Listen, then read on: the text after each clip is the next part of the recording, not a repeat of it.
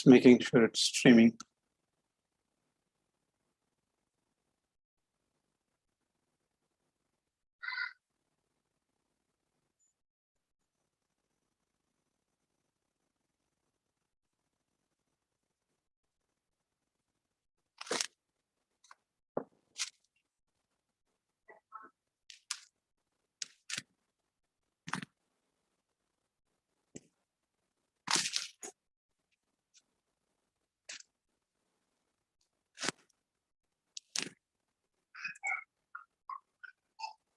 Okay.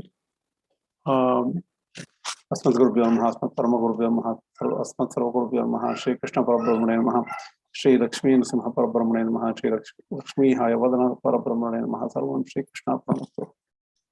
So, last time, how many of you were comfortable about the class? I found at least a couple of people, they said that they really didn't understand last class well. Any quick thoughts? Namaste, sir. Yeah. It was a bit difficult to understand last week's class. Okay. So, okay. Anybody else? Only thing is, Shankara actually, as we know, in some places he quickly switches from the Saguna to Nirguna Brahman. So there it's a little bit confusing. Yes, that is common. Okay. But he's very methodic. He explains why he switches.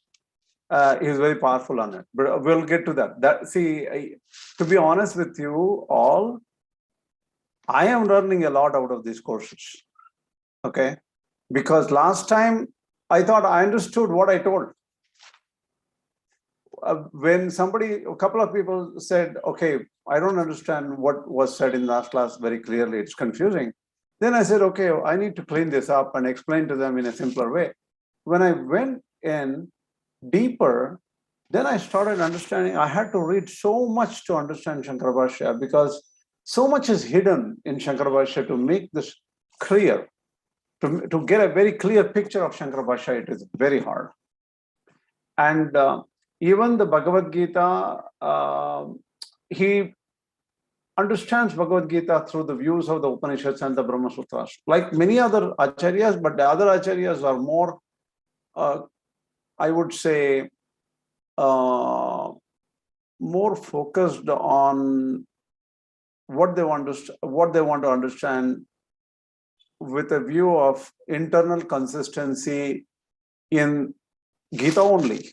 That is, in Gita, if they want, can they understand internal consistency? Then the question comes up, oh, do you mean to say Shankaracharya is not internally consistent when he makes meanings? That is not true either.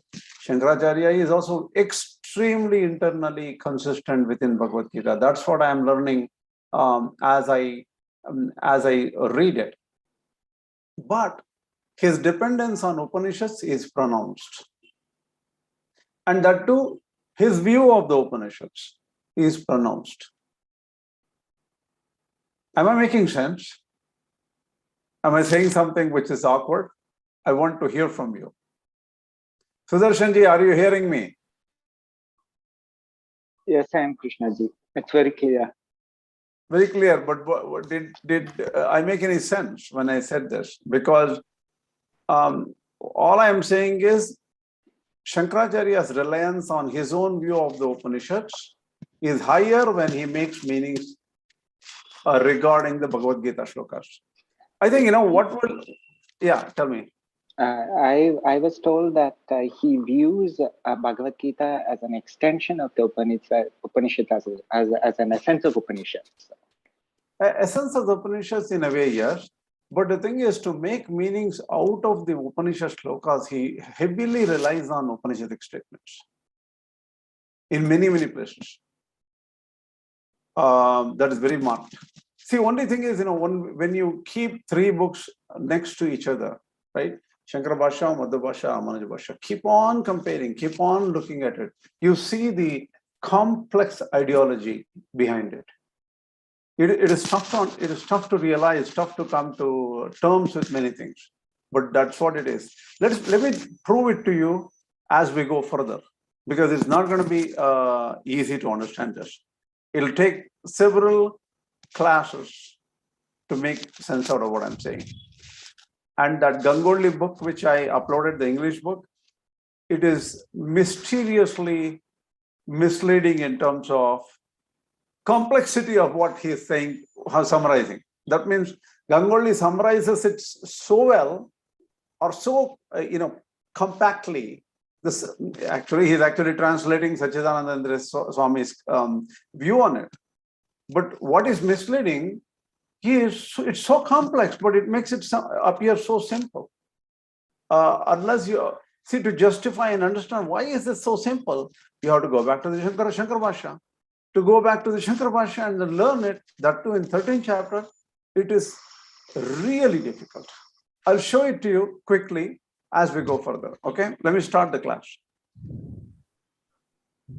One thing about Shankara Bhashya. So he also he talks about both the empirical realities and the paramarthika, or the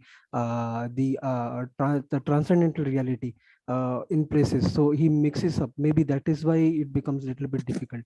Yes, that is true. Because the empirical and transcendental are almost juxtaposed in even explaining even a simple word, one verse, or a continuity of couple of other verses. So he juxtaposes it constantly, right? The two levels of reality, he uses one or the other as the essence of a particular shloka. That's very hard to follow. See, what I plan to do is I really want to do this Bhagavad Gita till we take it to the next level of clarity. That means we have to know the three acharyas' views very clearly. And we need to know the summaries. And then we go dig deeper into shlokas. All these things we will do. Eventually, what I'm planning is to create simple overviews of every Upanishad. I'm actually slowly starting to work on Ishavasya Upanishad. So if we finish Dasha Upanishad, it may take 5 years. But if I create even overview of the Upanishads, I'm not talking about one verse by one verse by one verse. That's going to probably take longer.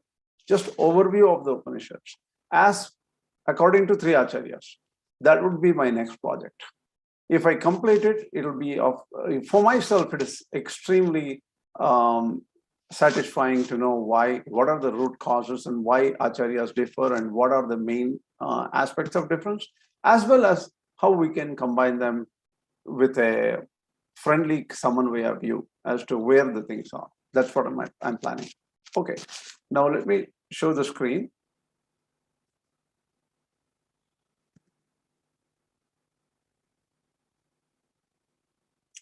Wow, I don't see my own screen. 1 second.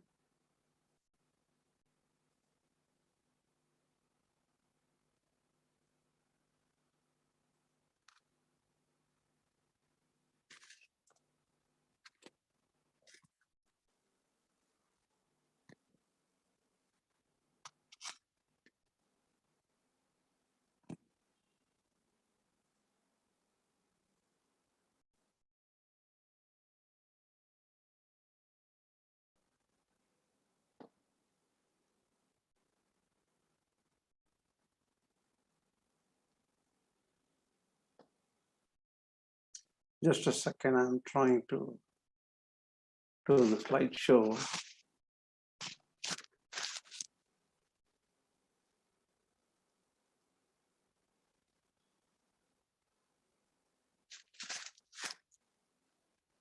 Okay.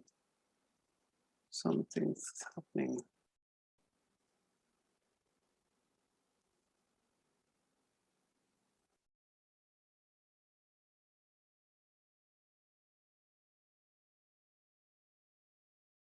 Now it should pop up.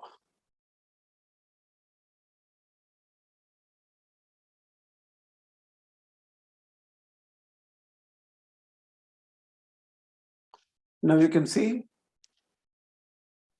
Yes. Okay. Let me...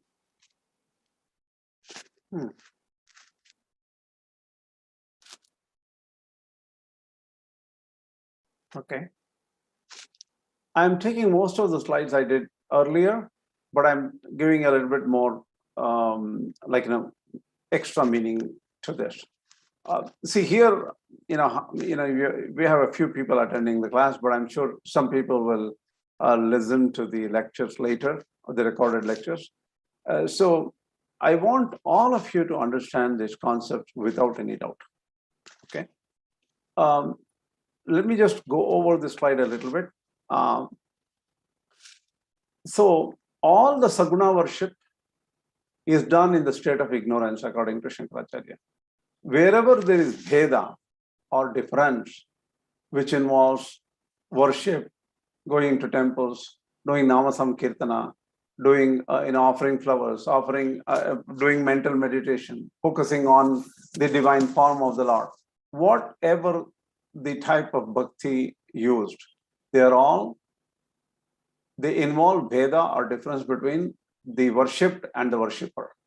And that is done in ignorance, the state of ignorance, because only in the state of ignorance you will have difference between anything there, right? So that's what this slide is telling. And so what is Samyak Darshana? Samyak Darshana is the true view, true knowledge. Karma Yoga does not involve Samyak Darshana. Karma Yoga involves Bheda Drishti or difference. And Bhakti also involves Bheda Drishti. Sometimes Bhakti is used by Shankaracharya without indication of Bheda. So we got to look at the context. So the direct moksha is not attained through Karma Yoga or Bhakti Yoga. It is attained through knowing Brahman devoid of all adjuncts, all attributes whatsoever. And that is the subject of the 13th chapter, several shlokas there, and particularly 12 shloka to 18 shloka. That's what we did last time. We'll quickly go over certain meanings which were not obvious. This particular verse, that is the 13th verse, is very, very interesting. For example, the original verse goes, Jneyam yattat pravakshami yajnatva amritamashnute anadi-mat-param Brahma nasattan nasaduchyate. This is the verse. And this is about Jneya Brahma. Jneyam Brahma is the one Brahman to be known. That is the real Brahman to be known. Yajnatva amritamashnute. Knowing that Brahman, you will attain immortality. Look at how the split on the anadi-mat-param Brahma works, right? This is important. Anadi-mat-param Brahma, Shankaracharya says anadi-mat is separated out as one word. So anadi-mat is one word according to SB. That is why I've included from here to here is one word. Param Brahma nasattan nasaduchyate is taken as separate. What does it mean? Jneyam yattat pravakshami. That is what is to be known. I will tell you. Yajnatva amritam ashnute. Knowing which one attains immortality. Anadi-mat is one word according to Shankara Bhashya. What does it mean? Anadi-mat means that which is beginningless. Anadi-mat. That is Param Brahma. That is Brahman. Na sat, tat na asaduchyate. That is known as not sat and not asat. Sat is existence or being. Asat is non-existence or non-being. So it is neither existence nor non-existence according to this original shloka. So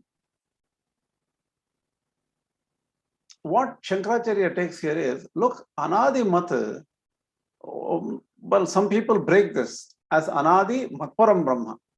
So the mat-param is broken separately. Anadi is said to be a separate word. So the thing is, this is how people break it. Then what is wrong with breaking this? It looks like good. That way, this mat is not an extra unintended word. So Shankaracharya's understanding of anadi-mat means Adi yasya nasti saha anadi. Okay. anadihi, what do you call, matu pratyaya comes. That is, for example, dhi is intelligence.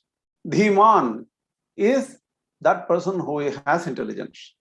Like that, dhanam is wealth. Dhanavan means one who has wealth. So matu is the matu pratyaya here.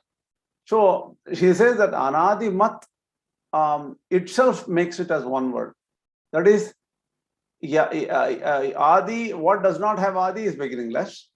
And that which is beginningless is that mat.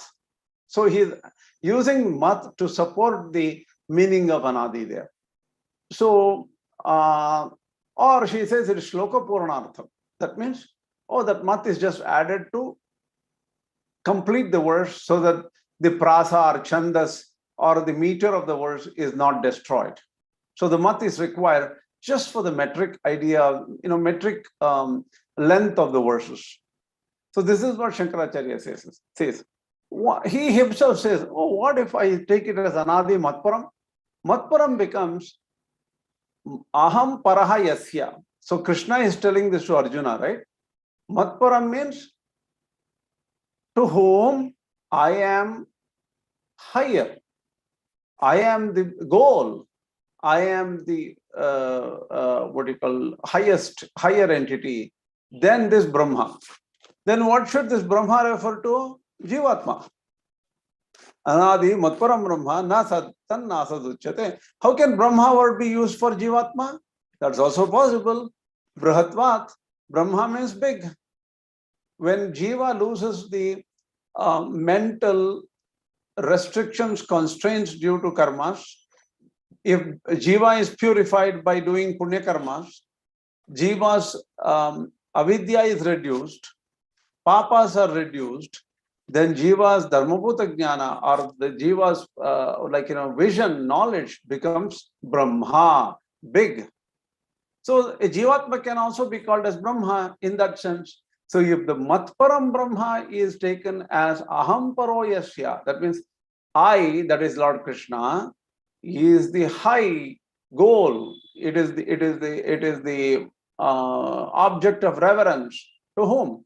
If you do that, that is going to be, there will be bheda. That means Jiva is separate, Krishna is separate. This kind of bheda becomes emphasized. Shankaracharya says, no, that bheda cannot exist. Katham, this is where he brings in the Upanishads. Katham, he doesn't use this to correct the Upanishads or to make sense of the Upanishads. Because if I say anadi-mat-param Brahma, then this becomes a total different meaning. And can that meaning be superimposed on the Upanishads? He doesn't want to do it. He says, it's already here in the Upanishads. Katham sarvasu hi Upanishadsu jneyam brahma neti neti. In all the Upanishads, he said, look at the word sarvasu hi Upanishads.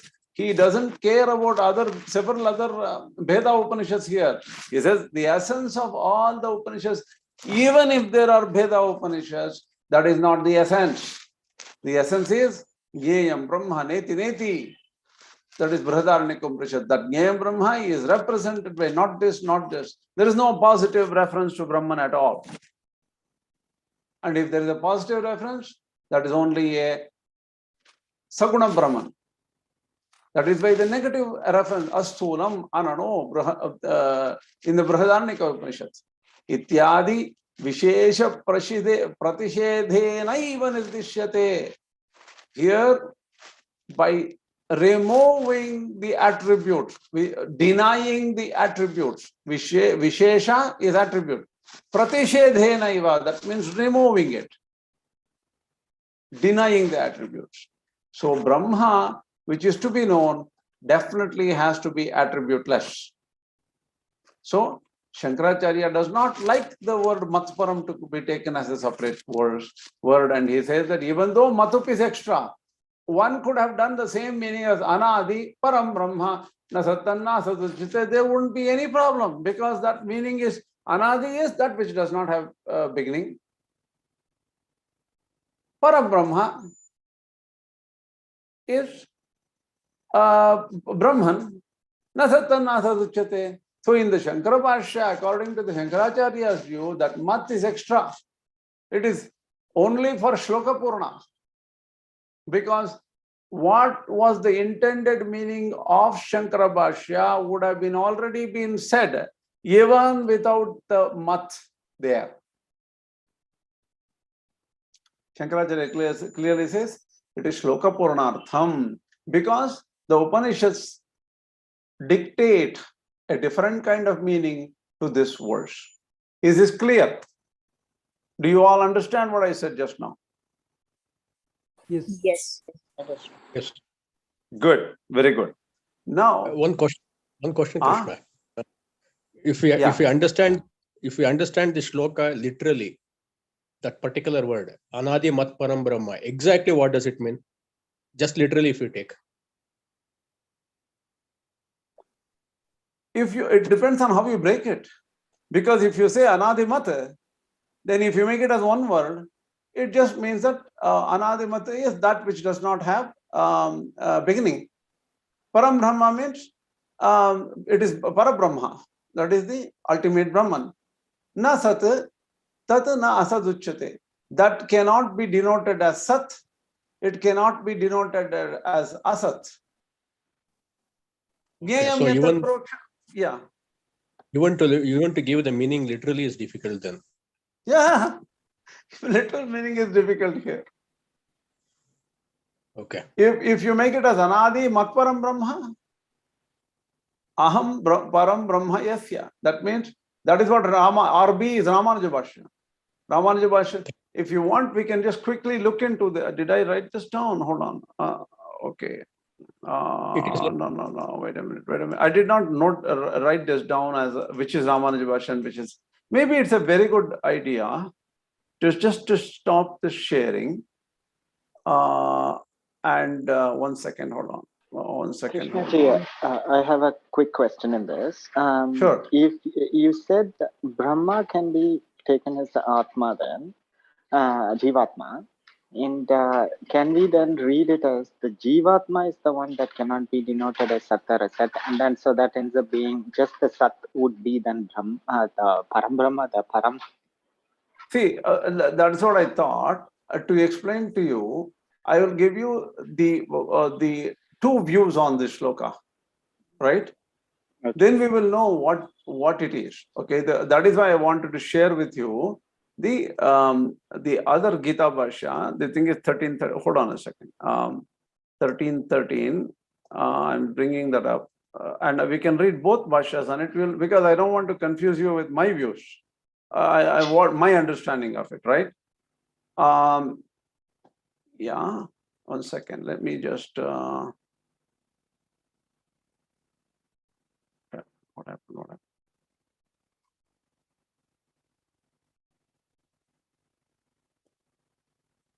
Okay, stop share.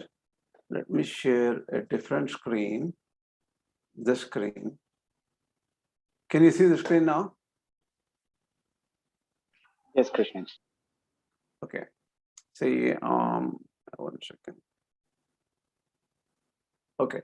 Now, look at 1 second. Why is this showing this way?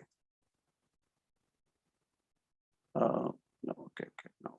Okay. Yeah. See, look at this shloka, and I will only show translations, not a commentary by Ramanujacharya, commentary by Shankaracharya. That is this one, and then display selected. Okay, let's read this.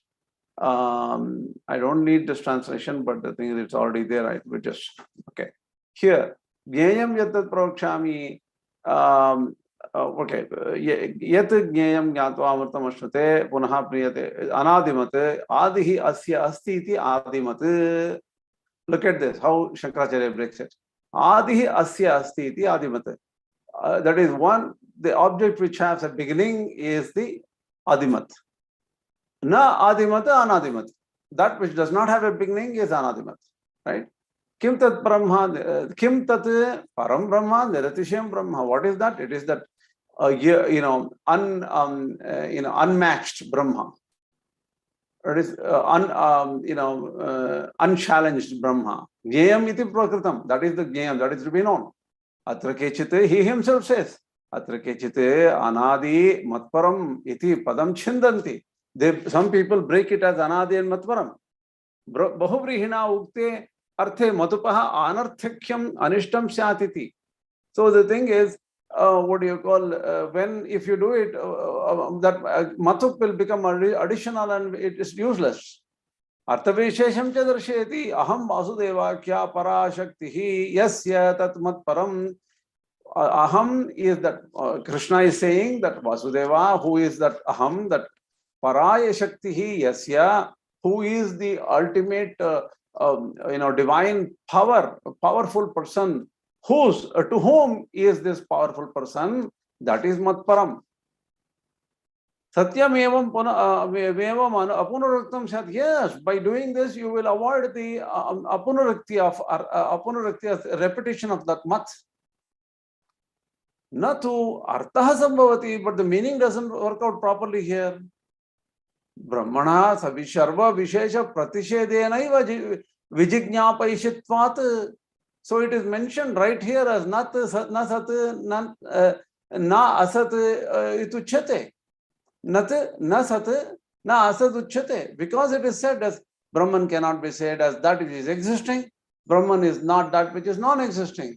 So here he explains, that's what I was going to explain in my next slide. That is the Shankara Bhashya explained properly in the next slide. I can tell you that what it is suppose there is a pot. Then you say, this pot exists. Suppose you don't see a pot. You say, pot does not exist. So the thing is, the exist and non-exist are always directed towards an object. Brahman is not an object. So anything which says, oh, this exists, this does not exist, all these things will never refer to Brahman. Okay? Asti buddhi, nasti buddhi, that's what they say. All this Sanskrit is only explained that way. Why? It is atindriyatvena, ubhaya buddhi, anugata pratyaya, abhishayatvat. Whatever, you use your mind and brain and say, okay, yeah, I saw the computer. Then you say, I did not see the computer. Some computer doesn't exist here. You used your brain and your indriyas. Because Brahman is not accessible to any indriyas, it is atindriya. You cannot, so it is not at all to be denoted as, yes, existing or non-existing.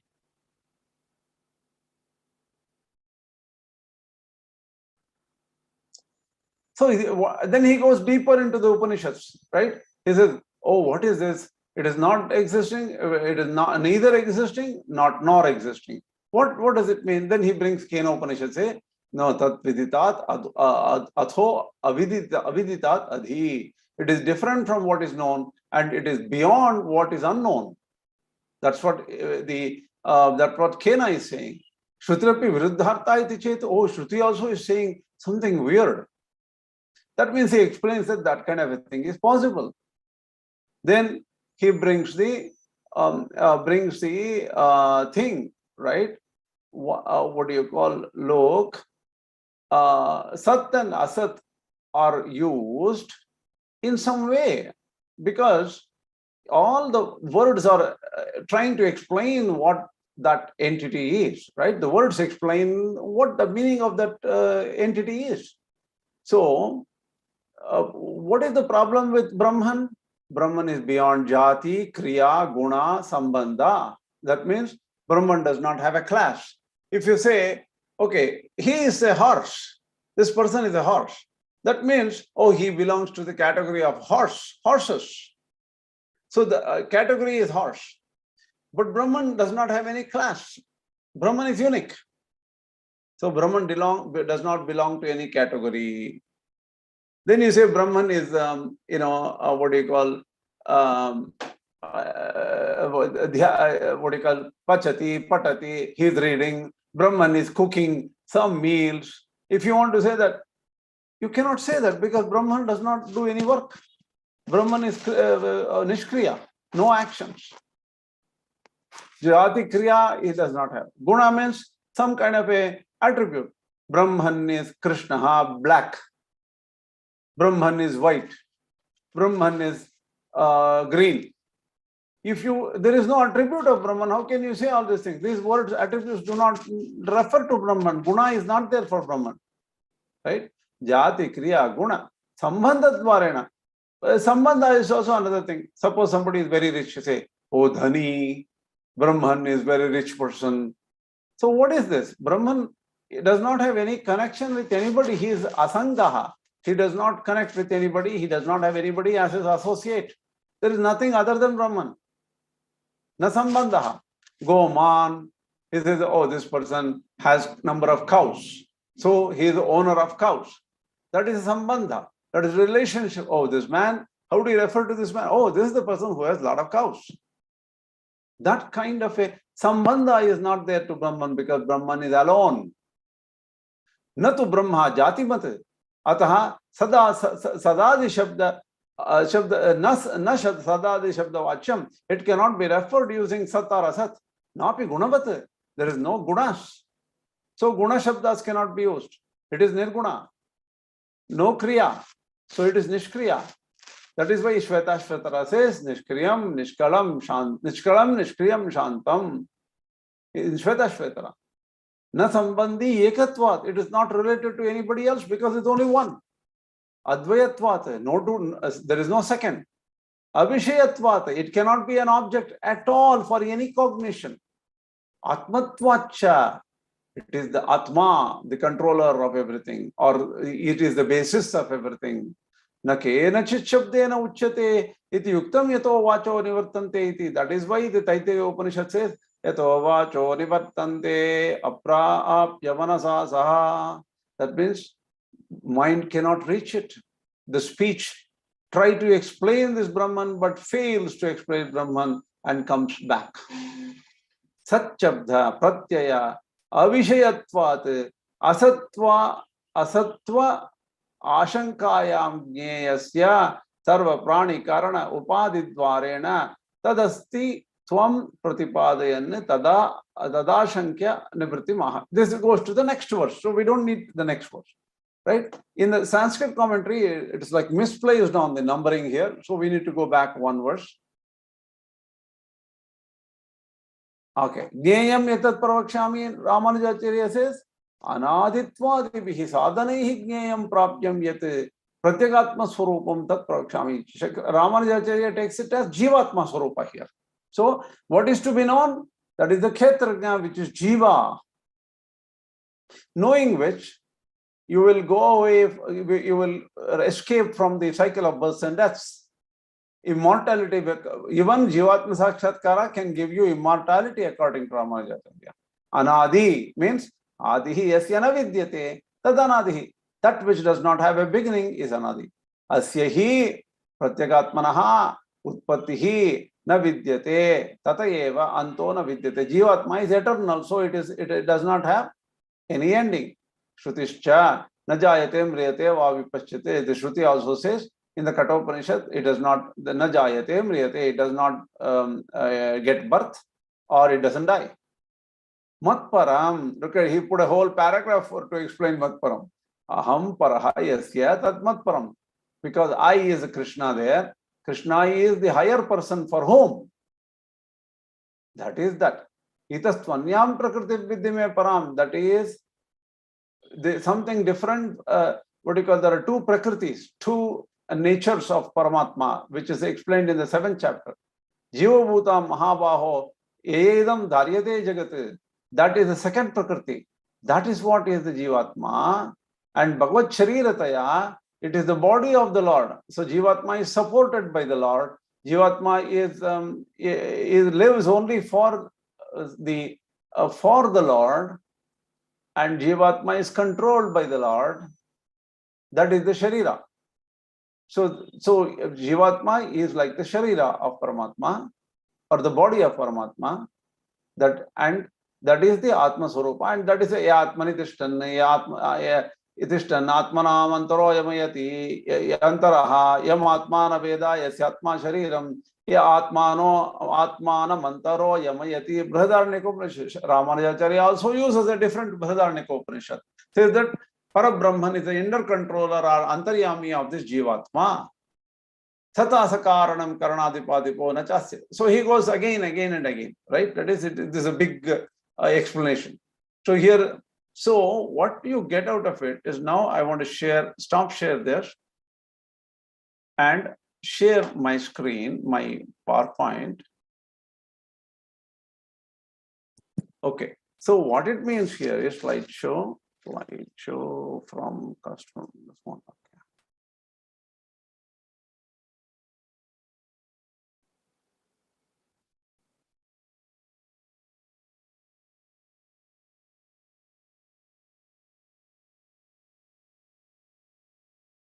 Okay, so what Shankaracharya wants to do is deny everything other than Brahman, that's it.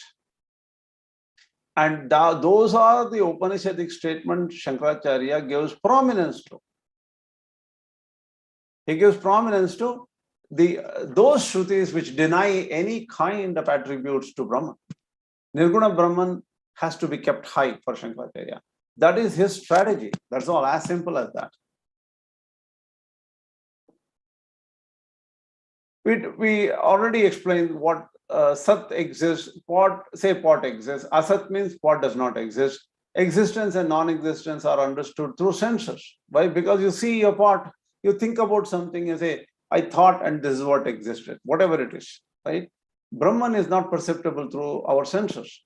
Hence, it cannot be described as exists or not exists. It cannot be being or non-being. It does not have jati, guna, kriya, class, attributes, actions.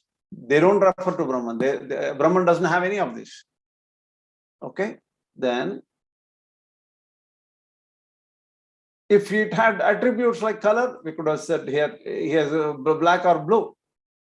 If he does some actions, if we can say he cooks or reads or something like that, he is nishkriya. So if he has some connection with something like wealth, we could have called him rich man, but he is unconnected. Advayatvat. Hence, Brahman can never be comprehended as an object. Okay. Now, the next shloka, Swami Shivananda translates, Sarvath-Pani-Padam tat sarvato-kshishiro mukham sarvatah-shrutimaloke. Oh, this Shivananda translation is actually for the previous verse. Okay, well, let us take this verse. We already explained the previous verse. Sarvath-Pani-Padam tat sarvato-kshishiro mukham sarvatah-shrutimaloke sarvam avartyatishati. So it has feet and hands everywhere, with eyes and heads, mouths everywhere, with ears everywhere. He exists in the world, enveloping all. This is the translation of this verse, Sarvatah-Pani-Padam. Now comes the issue. Let us take, this one is a new slide. I did not have this slide in the last class. We have to understand Sarvatah-Pani-Padam verse very clearly, because Shankaracharya is driving towards a very powerful concept in Advaita, and that you need to understand. Brahman has hands and legs everywhere. Why? Because you see our hands. We have hands, we have legs. There are so many, 8 billion people, maybe 40 trillion animals. They all have hands and legs. So through these hands, you see each leg, that cow is also walking, this cow is also walking, that elephant is walking. You see that actions and the hands and legs do their jobs, right? The unique jobs. So why is it all happening? Because Brahman is the basis. Brahman is the substratum on which all these things are projected.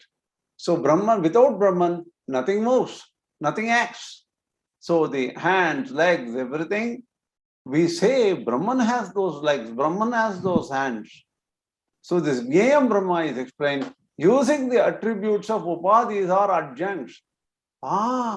These Jnayam Brahma's real attributes are not this. All these things which act, people walking, people talking, people doing some kind of actions, animals doing it. These all are attributes of Prakriti and something else. They are not the attributes of Brahman.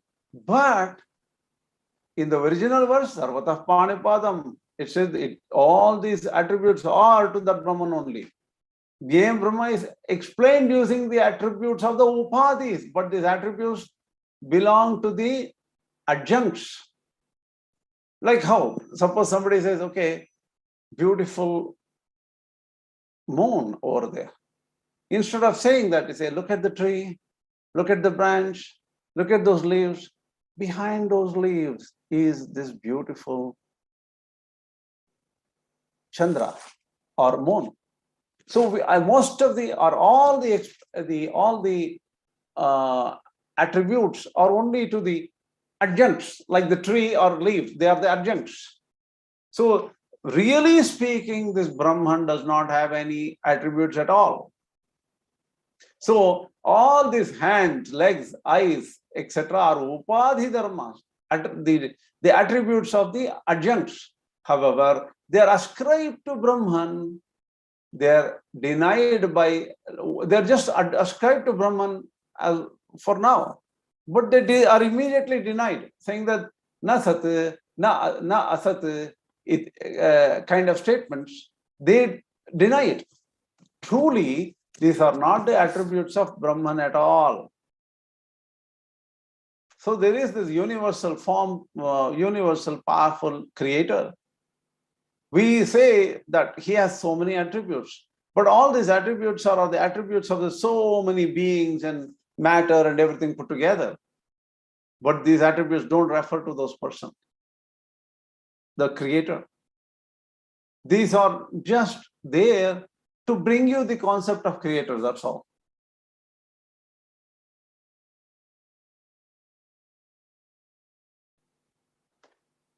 See, these Sarvath-Pani-Padam, Sarvath-Pani-Padam means everywhere he has hands and legs. Sarvatokshishuromukam means he has heads and eyes everywhere. All these things are actually not Brahman's attributes, but we are just assigning relatively to Brahman. This illusory world of actors and actions are due to the projection on the screen of Brahman. Brahman is constant, changeless. But if you project a movie on a screen, you think that in the screen there is action. The screen appears to move. The screen appears to position. And the lots of things on the screen appear to move. They're just images. Screen doesn't move. Screen doesn't light up. Screen is just white screen, colorless in a way. White colored. The movies are projected on the screen. Similarly, Brahman is beyond any attribute, but everything is ascribed to Brahman. There's no change in Brahman, but it's ascribed. The changes are ascribed to Brahman. Can I ask a question here? Go ahead. You say it is projected, but where do the projections come from? Projections also come from Brahman.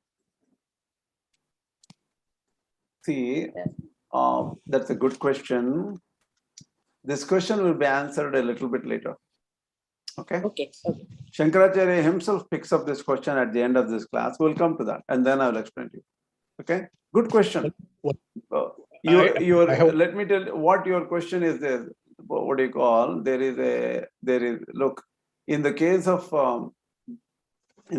a screen and a movie projected and all, we as a audience are sitting somewhere in the theater and watching the show, and we see the screen when there is no movie, and then we see the screen where the movie has started, and we see these wonderful actors acting, shooting, doing things and all. There is nothing happening to the screen, but it's all projections. So there is some things to be projected, and there are some seers, the viewers who are seeing the whole thing. So they're all separate entities here. In the case of this universe, even the jivatmas or the knowers, they are also projected, and the projection is done on Prakriti. Prakriti is like the matter, so the matter is also projected. Jivas are also projected. See, everything is projected. Parabrahman supposedly is also projected. So in Advaita, the projection is taken to an extreme. How can it happen? Who is the viewer? To whom is this illusion occurring? For a person who is in the theater, the illusion of the actors moving and that and thing killing each other, whatever, is happening to the viewer, because you are the viewer who is sitting there. And that seems to be, you are taken to be not illusory, but just the changes on the screens are the illusory things. But here in the case of Advaita, even you are illusory. So that's a problem. Is that the question you have? Yeah, exactly. That's the question. Okay, we'll take it up later. Okay, Shankaracharya answers it in a unique way. We'll see that. By the way, how many people knew that Shankaracharya even takes this up? That means he himself knows that there is a problem here, because in the case of an illusion of a snake or a rope or something, a snake rope illusion, clearly there is a viewer. I am walking around, I am the viewer, and I see in darkness something moving, coiled up. I see that, oh my God, it has to be a snake. Then you turn on the light and you say, oh, that is just a rope wiggling in the wind. But I am the seer. The illusion occurs to my mind. And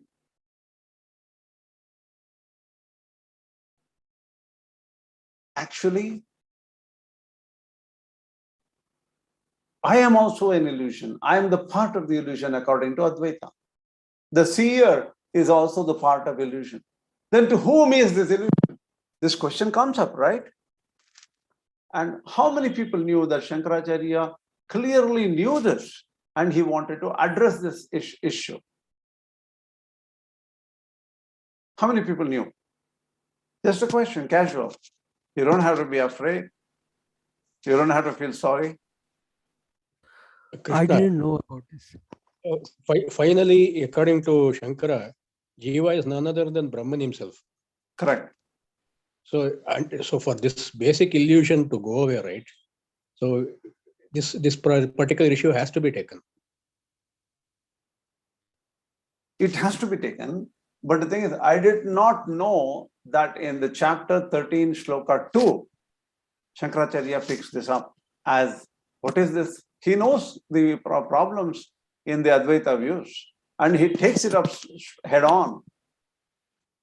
Shankaracharya is very powerful. He knows, oh, there are many people can get confused in this Advaita theory. It is not exactly, he uses the rope snake illusion all over the place. He uses the Mriga Marichika, Mirage analogy everywhere. But that's not the right analogy. He himself knows that that is not the right analogy for Advaita.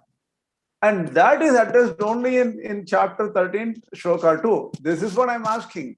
Did you know that in chapter 13:2, he addresses this problem of analogies, which he uses all over his Bhashyas? I didn't know that. No, Sudarshanji, did you know? I know Krishnaji, to be honest. But I knew that he was addressing it throughout in many different ways, but not in the particular verse. Not in a particular way. It's a very hard question to address also, right? It is not an easy question.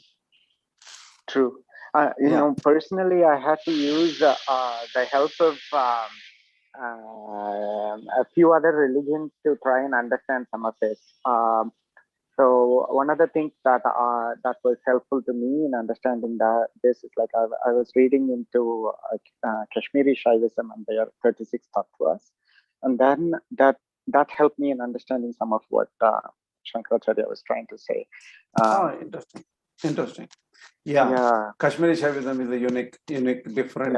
So because they use the concept, they use a concept called Shiva Shakti Tattva on the very top layer, where they allow Shiva to be understood as consciousness and Shakti as the awareness of the consciousness.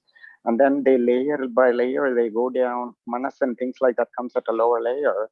So if you layer it that way, then the consciousness, from my understanding, like when I go back to Shankaracharya, then I can put that as the Brahman, and then the manas is me at the lower level of understanding. That makes it easier for me to understand some of these things.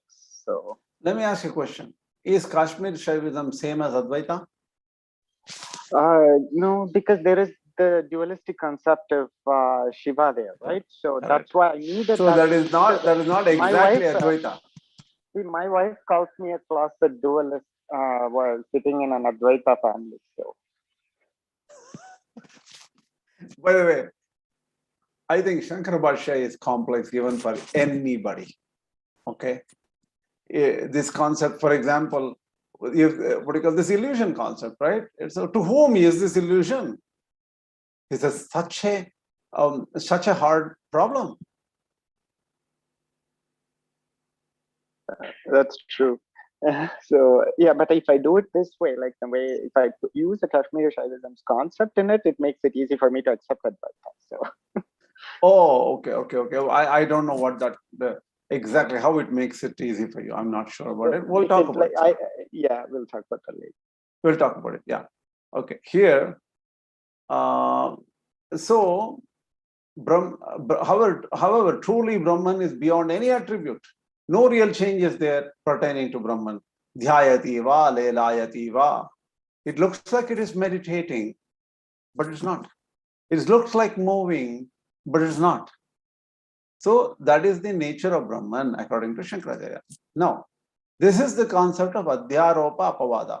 How many people have heard this term called Aropa Apavada? I have heard it. You heard it. Anybody else? Yeah, I heard it. You heard it.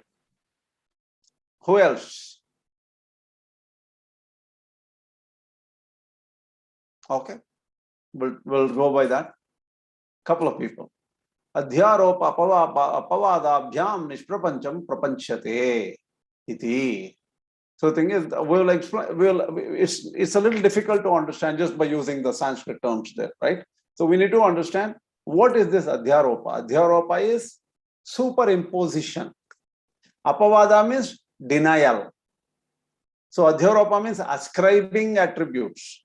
We ascribe attributes to Brahman, saying that Brahman is a universal controller, sarvantaryami, he is sarvabhrit, supporter of everything. He is creator, srashta. He is helper, he helps everyone. He is a resort, that means ayana, he is Narayana. That is ayana means that everybody goes to him. He is the person who is helping everybody. Resort to everyone. These are all attributes ascribed to Brahman, but they are denied by the powerful statements of Astulam, Mananu, Ahrasvam, Adirgam, these kind of statements. So, in the Vedas, you can see a number of attributes being given to Brahman. Okay, what do you call Vibharti? It says there's so many things in Shvetashvetara. Natasya kaschit patirasti loke, natasya kaschit patirasti loke. There is no Lord to this Lord. So the thing is, there are so many positive attributes mentioned in the Upanishads here and there, but all of them are denied from the Apavada statements or the statements of denial. So there are a number of statements of denial like Neti Neti, Asulam, Ananu, Ahrasvam, and all those things. This is the concept of Adhyaropa Apavada Vada, which is all over the Advaita, they use this concept. This is Prashant here. Yeah, I had a doubt. If we go by these two statements, the last two statements, Adhyaropa is ascribing attributes to Brahman. So that is in the state of illusion. And Apavada is denying attributes. That is once there is knowledge, the ignorance goes away. There is the knowledge. See, the thing is, Brahman. you take it like you're studying the Upanishads, right? Because Shastra, yes. Vedas are the pramana, right? What is the pramana for Brahman? Shastrika Gamyan. Shastra will tell you about Brahman, right? So we are studying the Shastras.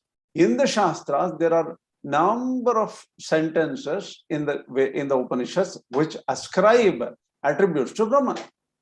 Similarly, the same Shastras also have a number of sentences that deny attributes of Brahman. What Advaita says is, we will give prominence to the denial. And we say that Brahman is Nirguna. Do you understand it? If you go by the lecture 26, I'm just talking about knowledge and ignorance. So in that state, Vidya and Avidya, the knower of Avidya, the knower of Vidya, it talks about that the knower of Vidya and the knower of both Vidya and Avidya. There is a difference between the two. If there is a knower of Avidya, he may go into a state of ignorance. Knower of Vidya. Now I remember what shloka you are mentioning. Vidyancha Vidyancha Yastadveda Ubayagam Saha Avidyaya Mrutyam Tirtva Vidyaya Amrutam Ashnute. This is the Ishavasya Upanishad, which is a very controversial verse, right? See, there Shankara Bhashya is taken, Vidya and Avidya does not mean what you are thinking in the Shankara Bhashya. He denies that should not be the meaning. Vidya and Avidya, because they are to be known together, there the word Vidya is like a Devata Aradhana or something like that. Avidya is something else. So the thing is, he takes those words not in the way you are understanding. That when on the 26th, in the 26th lecture, I mentioned that Vidya and Avidya both from the perspective of dual Bhashyas. Ramanuja Bhashya or Madhva Bhashya might take it that way, right? Not Shankara Bhashya there. So that is why it doesn't apply here in that way. Here, okay. Sarvendriya Gunavasam, Sarvendriya Vivarjitam. So the thing is, it is visible, it is shining, because by the functions of all the senses, there are so many beings, the fishes, the human beings, animals, they are sensing. And because of all the senses and actions of these beings, you understand that Brahman is there. Because Brahman is shining forth through these activities. Yet, Brahman has no senses. Brahman is unattached. He is supporting everything, but is devoid of all qualities. Yet, he is still experiencing them or he is knowing them. He is the witness, knower. That's it. So even here, Shankaracharya explains this for asaktam sarvabhrachaiva nirgunam gunabhoktacha. We have explained this before, so it shouldn't be difficult. Yasmat sarvakarana vrajitam jneyam. So thing is, Brahman does not have any instruments or senses. Asaktam, it is not interested in anything because there is no connection to anything else. Yadyapi evam tathapi sarvabhrachaiva, but it supports everything. Sadaspadam hi sarvam sarvatta sadbuddhyanugamat. Everything is dependent on Sat. And the mirages also need the hot road for the mirage to occur. Nirgunam, see, this we have explained before in the last class. Nirgunam here, Shankaracharya takes it as Sattva-Rajas-Tamo gunas, and that which does not exist, because Guna Bhoktra and Sarvabhrata, Asaktam and all are positive attributes in a way. So here, just to be consistent with the shloka, Guna Bhoktra means what do you call gunas or Sattva-Rajas-Tamo gunas, and they create in people happiness and unhappiness, illusion, delusions, and things like that. And the bhoktra or experiencer of that is the Brahman. They don't want to take it as experiencer here. They take it as upalabdra, a witness or knower. That's all. So it is more like a witness in a way. So that's what Shankaracharya takes here. Right? Next.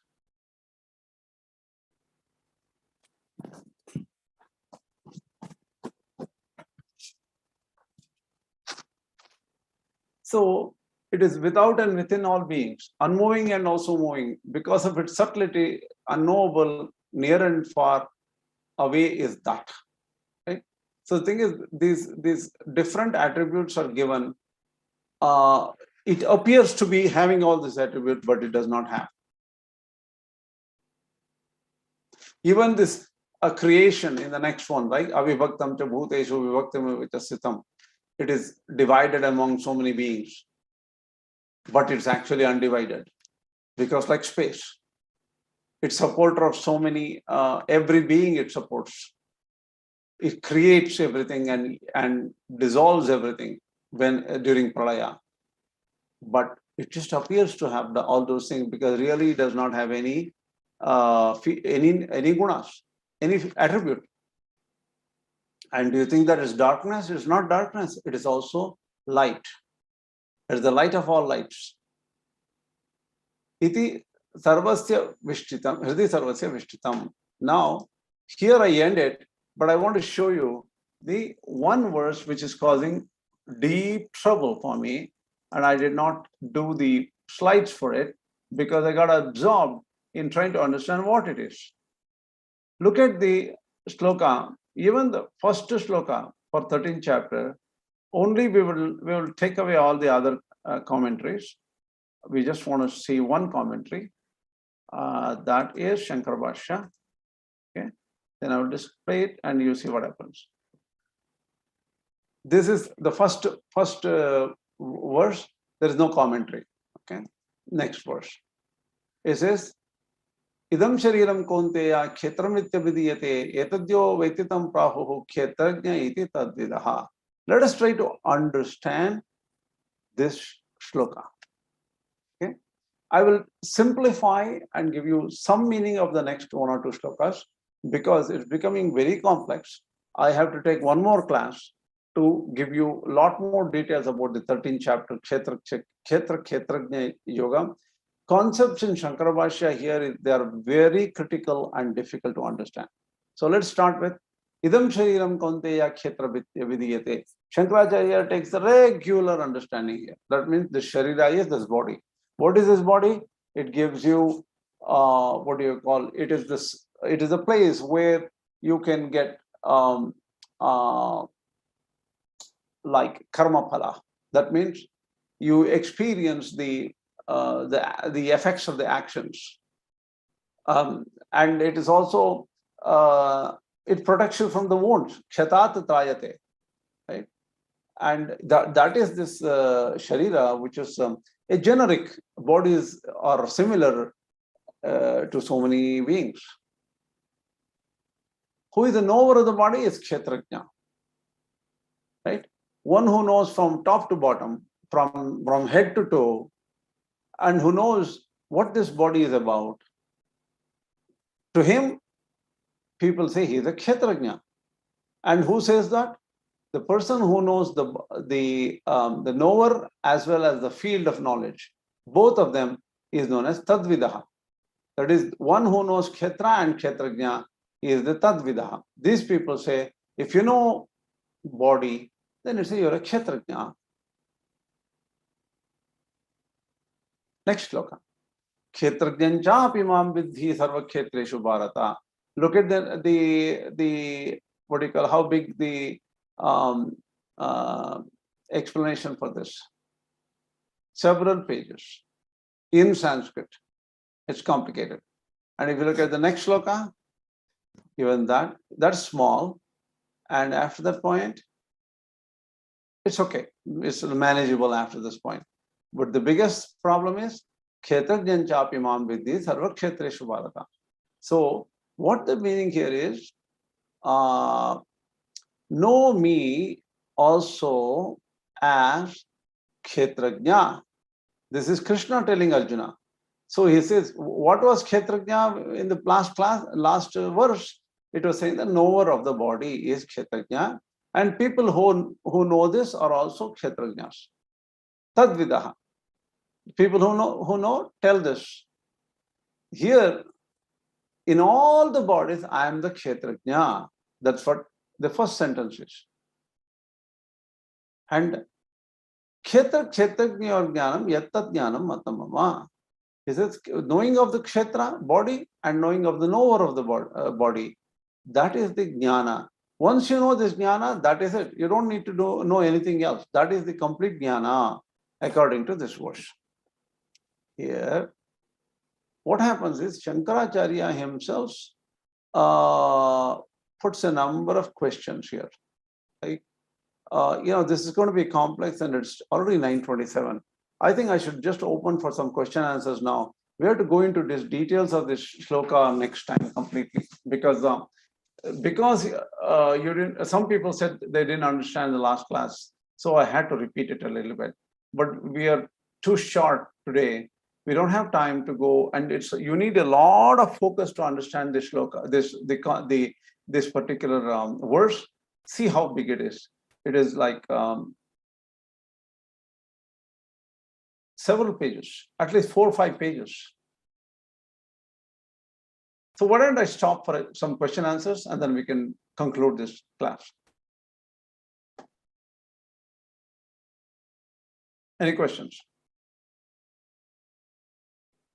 One comment I have, Krishna, here, just when you were telling about Kshetra. Ultimately, from the even though Lord Krishna here is telling that the highest knowledge is the knowledge between Kshetra and Kshetrajna, how does Shankaracharya treat this? Because if there's only one entity, what is the meaning of Kshetrajna then? Because it does not involve a Kshetra also there. Good question, but the knowledge also is relative, right? See, Brahman is already released, no bondage to Brahman. Bondage is illusory.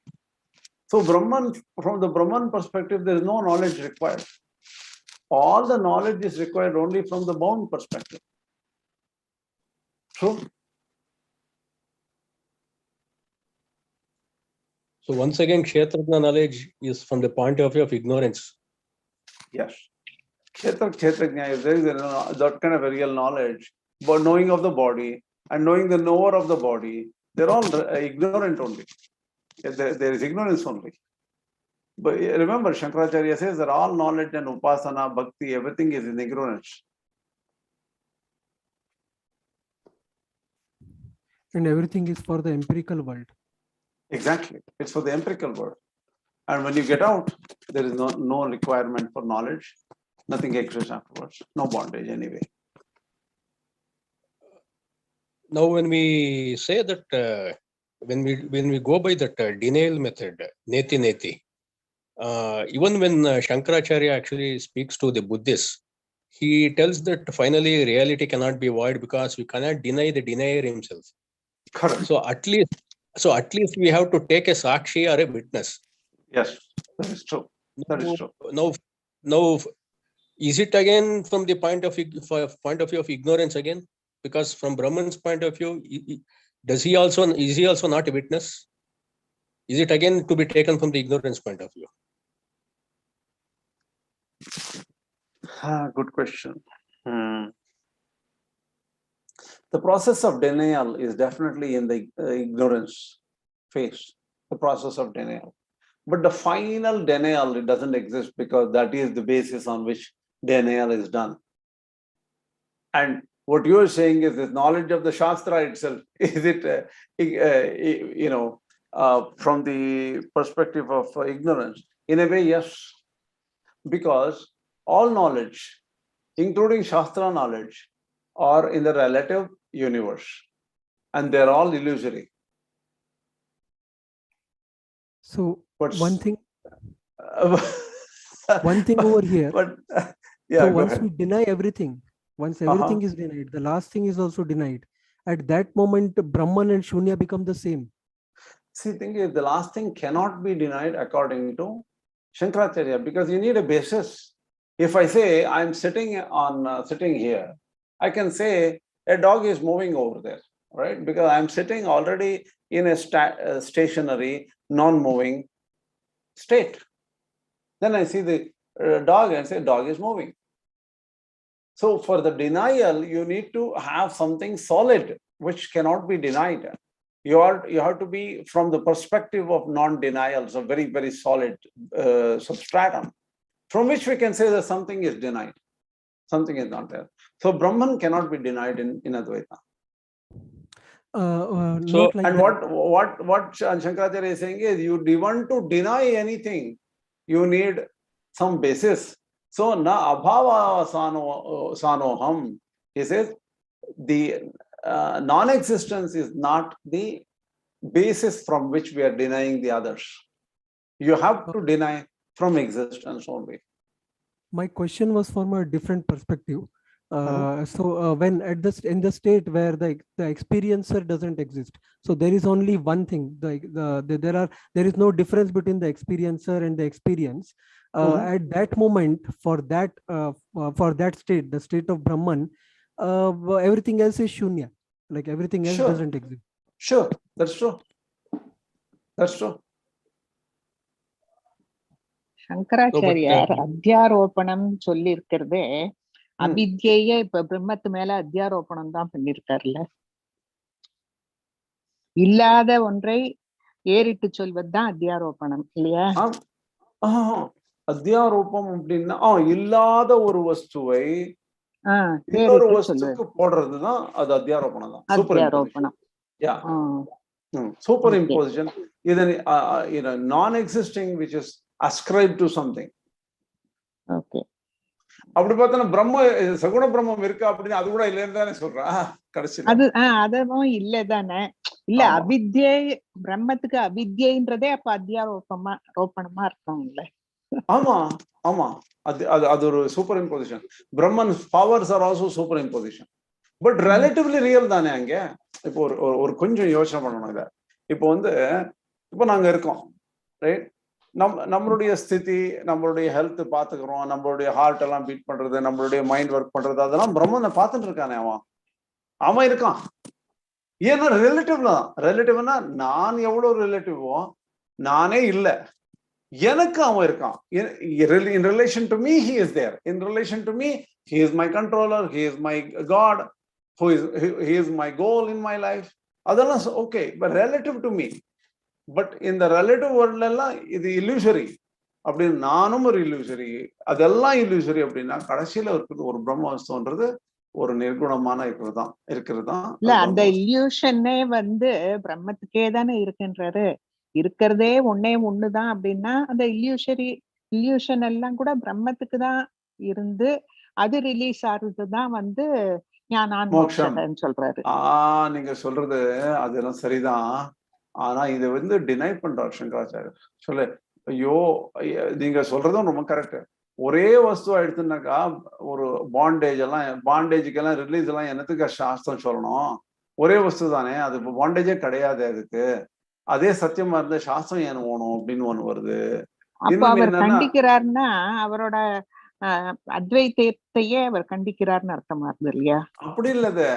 அவர் என்ன சொன்னார்னா இதெல்லாம் what is unnecessary வந்திருக்கு. unnecessaryனா இப்போ ஈஸ்வரன் ஒட்டும் சம்சாரி அப்படின்னா ஈஸ்வரனுக்கு தான் இதெல்லாம் இருக்கு அப்படின்னா, வேற ஒண்ணுல ஈஸ்வரன் விட்டு வேற ஒண்ணும் இல்லை அப்படின்னா அவனுக்கு தான் சம்சாரம் வந்துடுது, அவனுக்கு எப்படி மோட்சம் வரும் அவனுக்கு அப்படின்றலாம் கொஸ்டின் வருது அன்றத கண்டிக்கிறார் இவர். அத்வைதம் சரியா புரியலன்றதுக்காக. and he also denies one more thing. என்னன்னா ஈஸ்வரம் விட்டு வேற யாரும் இல்லைன்னா இன்னொத்து இல்லைன்னா nobody is bound அப்படின்னு தானே அர்த்தம். பிகாஸ் ஈஸ்வரன் பவுண்டுன்னு நான் சொல்ல முடியாது. ஸோ திங் வேற யாரும் பவுண்டே இல்லை, பவுண்டேஜே இல்லைன்னா எதுக்காக மோட்சம், எதுக்காக சாஸ்திரம் அப்படின்னு கூட வரலாமே அப்படின்னு 2-3 கொஸ்டின் அவரே போட்டுக்கிறாரு சங்கராச்சாரியர். அதை அவரே ஆன்சர் பண்றாரு இந்த 13th chapter 2nd ஸ்லோகால. ரொம்ப இம்பார்ட்டன்ட் ஸ்லோகம். கொஞ்சம் எனக்கு தோன்றது ரொம்பவே கஷ்டம் அந்த சம்மரைஸ் பண்றது.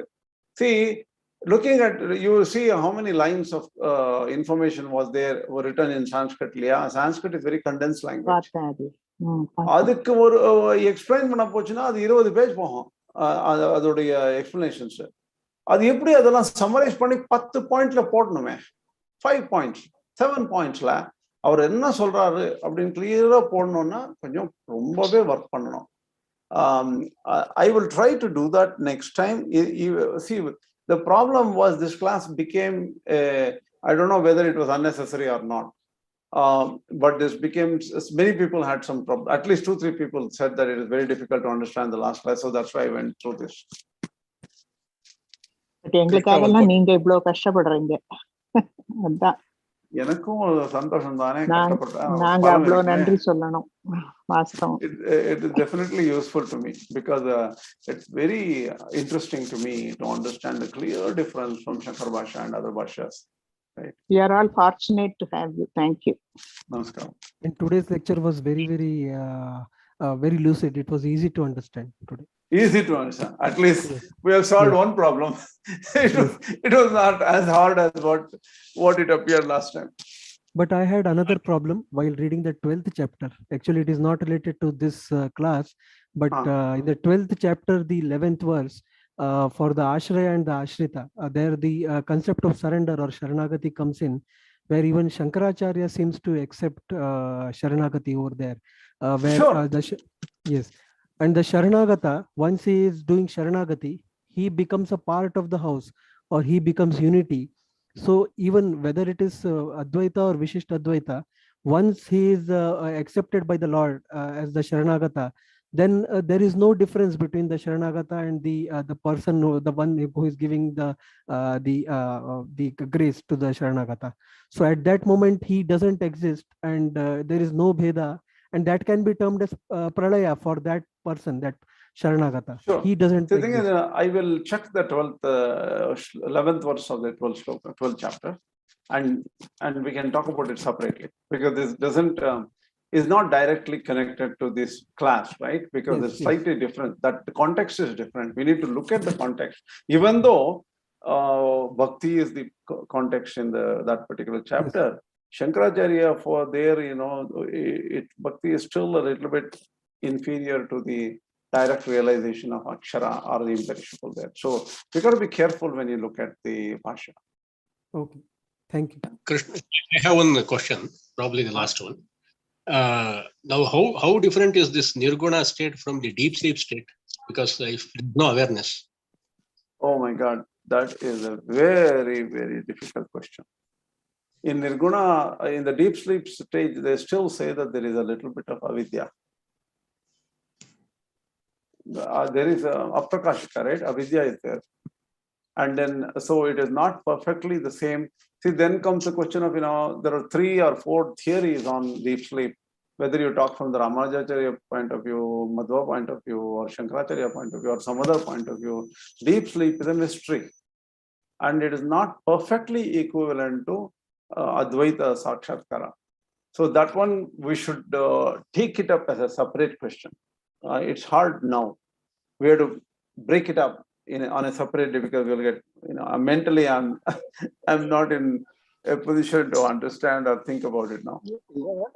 Just a quick thought on that, Krishnaji. I was told one is with voluntary control and the other one is without control.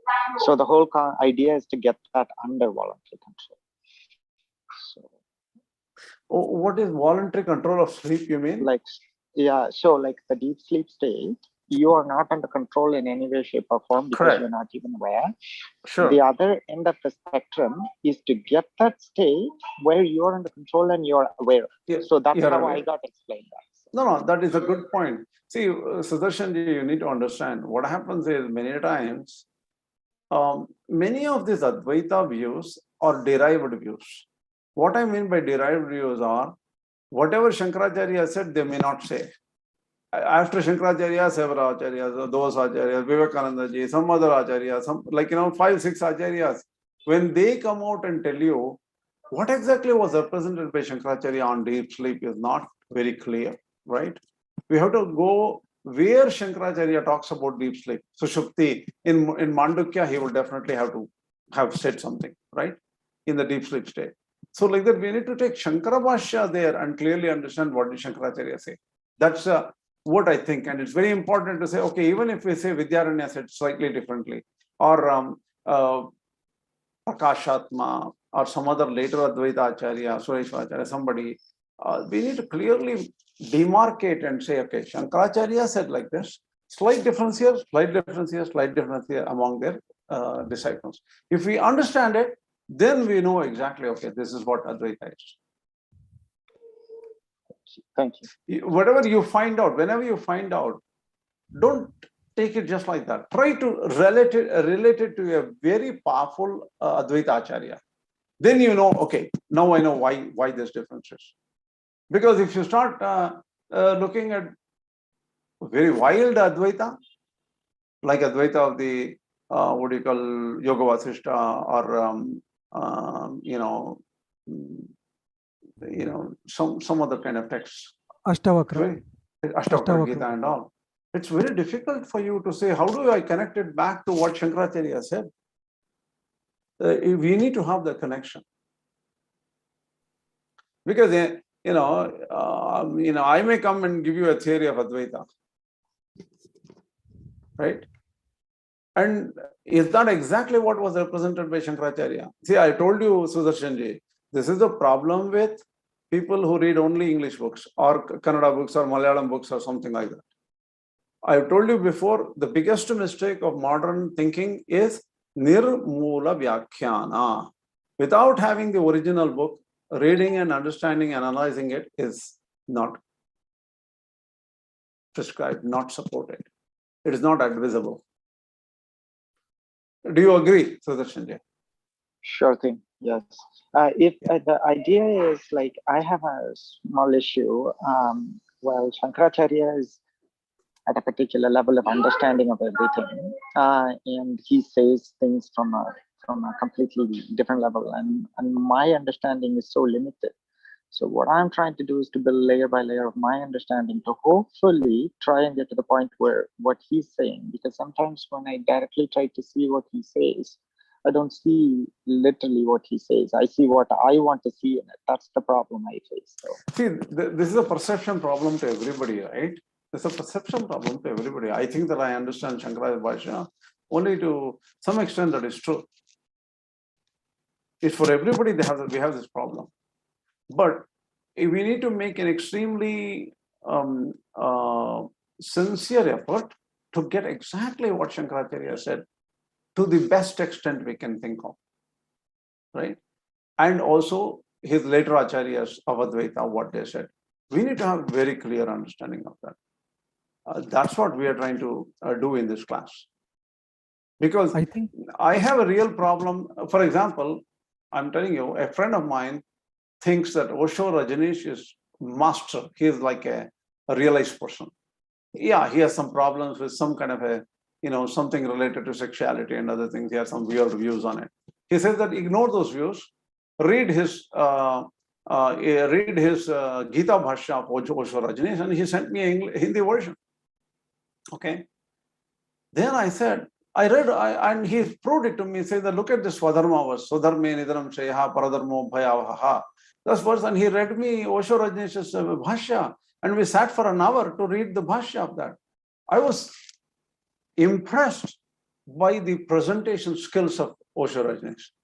I just want to take what is good out of everybody. We don't want to take the bad of people or some, his views on what happened to his whole commune, everything went down and he got caught. We don't want to think about those things.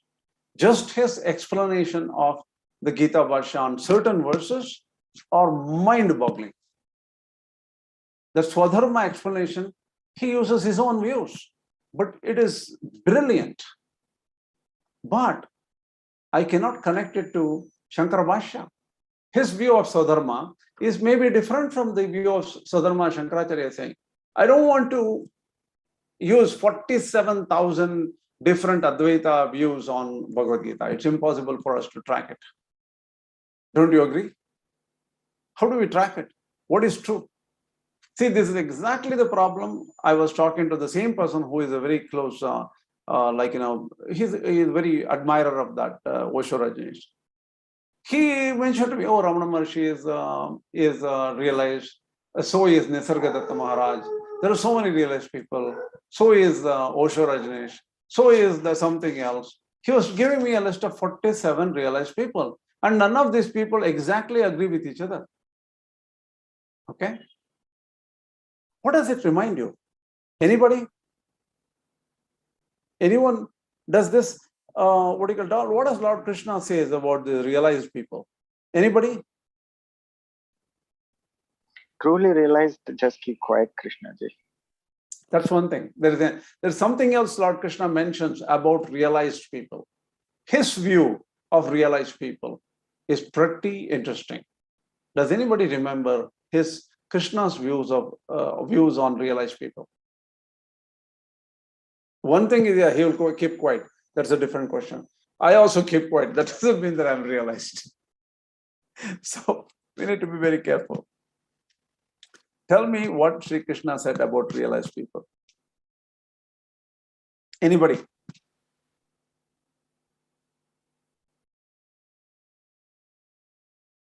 I can't hear you, Sureshji, if you're talking. No, I was just, I myself am thinking actually, I'm also trying to recall. But one thing is, a realized person, one thing, he will be above the dualities of life. That is one thing. And he has the Samadarshana view. There's something very unique about realized people, Lord Krishna said in the Bhagavad Gita. Many people overlook it. I have seen all this, many people who come and say, oh, this person is realized person. That person is realized person. They give him a list of people and say they're all realized people. Okay? But what does Lord Krishna feel, or what's his opinion on realized people?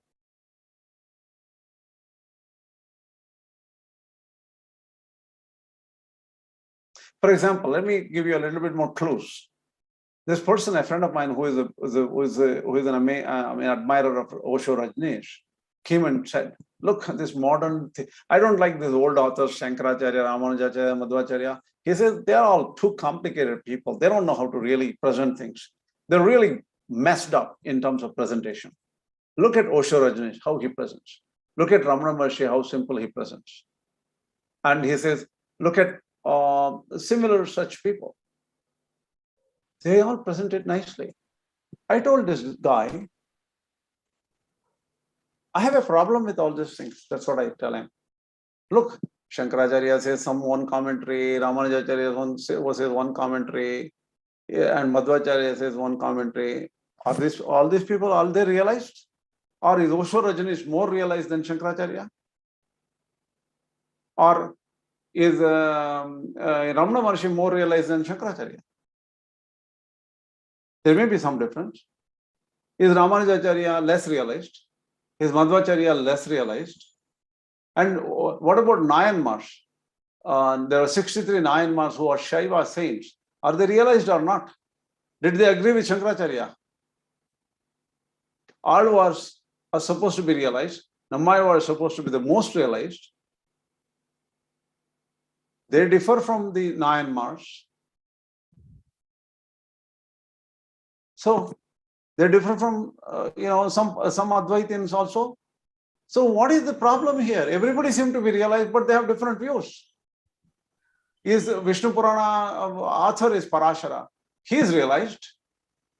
He has different views. Meera is realized. So is so many saints.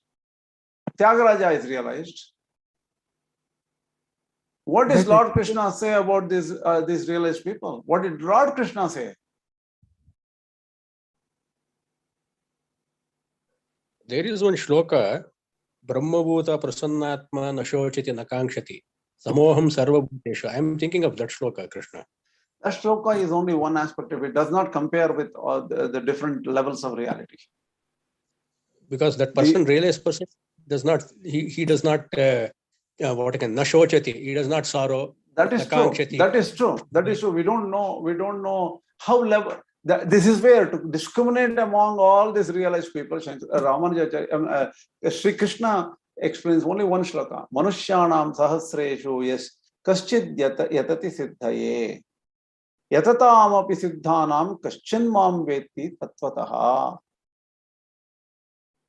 Here, all acharyas agree with this shloka. What it means, Manushyanam sahasreshu. If 1 in 1,000 people tries to realize, attain siddhi or attain perfection, Yatataamapi siddhanam. There, what do you call? There may be thousands of people who are siddhas already. They're already realized in some way. Among those realized people, out of 1,000 such realized people, only some may know me. Kaschit Yatataamapi siddhanam kaschit mam veti. Right? Among the realized people who are siddhas, among thousands of those, maybe one knows me. And Ramanujacharya puts one more, monkey wrench on this verse. Tatvataha, he separates out and says, among thousands of such realized people who know Krishna, among thousands of them, only one knows it properly, tatvataha, entirely, in all depth, in all dimensions. What does it mean? Whether it is Shankara Bhashya here, Ramanuja Bhashya here, Madhva Bhashya, fundamentally, they clearly agree that among the realized people, there is some kind of gradation. If you say 99% mark, if somebody gets, they are realized. Somebody may be 99.1%. Somebody may be 99.2%. Somebody may be 99.3%. Somebody may be 99.999999999%. We have gradation among the realized people. And that gradation, it's not easy to understand. And I think even in the 10th chapter, somewhere Arjuna himself tells this. Somewhere I'm recalling, he tells Krishna that you only know yourself. Vedaham samatitani vartamanani charjana. What do you call? Vedaham samatitani vartamanani charjana. Bhavishyani cha bhutani mamtu vedana kaschana. Right? I know, I am the only person who knows. He says that in the Bhagavad Gita. We'll come to that. This is going to become a longer class. I need to stop here because it's already 10 o'clock now here. I need to rush. My mother is waiting and I haven't done a lot of stuff here today. Thank you. Hope this class was a little bit more useful than last. Thank you. Thank you very much. Asmat Gurubhyam Maha, Asmat Paramagurubhyam Maha, Asmat Sarvath-Gurubhyam Maha, Shri Krishna Parabrahman Maha, Shri Lakshmi Nrsimha Parabrahman Maha, Shri Lakshmi Hayavadana Parabrahman Maha, Sarvam Shri Krishna Parabrahman.